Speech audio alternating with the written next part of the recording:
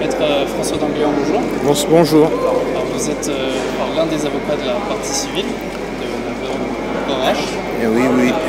Est-ce que vous pouvez nous informer un petit peu des premiers débats, des premiers faits qui ont été énoncés ce jour de première audience de ce procès fort attendu?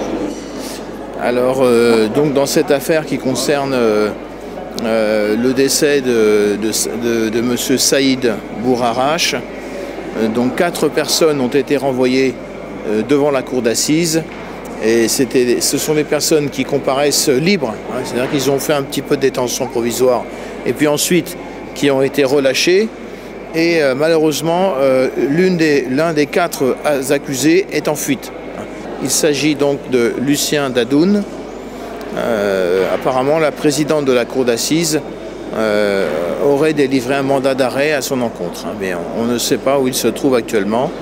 Et donc, c'est une situation regrettable puisque c'est une personne qui, sur l'un de ses premiers procès-verbal d'interrogation, avait refusé de signer et avait écrit de manière manuscrite que tout ce qu'il avait raconté, c'était des mensonges qu'il avait fait dans le cadre d'un chantage et de pression à son encontre. Alors, qui a exercé des pressions, qui a exercé un chantage, on ne le sait pas et apparemment on ne le saura pas puisque, sauf coup de théâtre, il sera jugé séparément ou par défaut.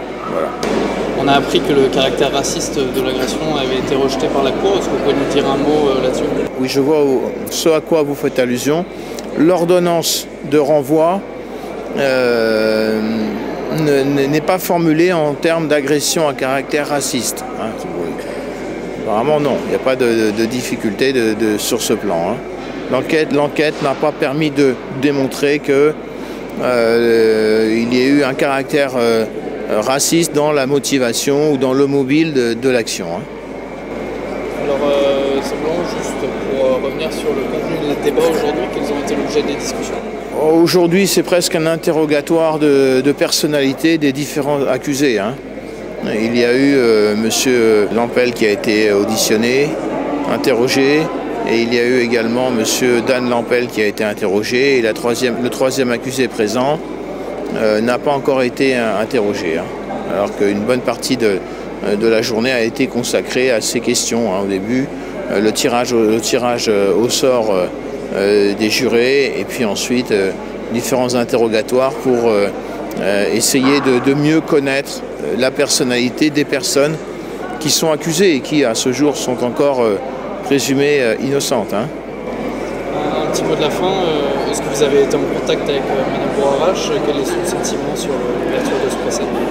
Mme Bourarache devait être présente ce matin. Malheureusement, elle a eu un problème de voiture et donc elle sera présente demain, je pense. Hein. Mais c'est une épreuve très très difficile pour elle et pour son fils d'assister à cette procédure au cours de laquelle, pour l'instant, en gros, un certain nombre de témoins sont venus nous expliquer que les personnes mises en cause sont des personnes justes, honnêtes, sans violence, sans difficulté, quoi. Donc pour elle, c'eût été des propos difficiles à entendre. Hein.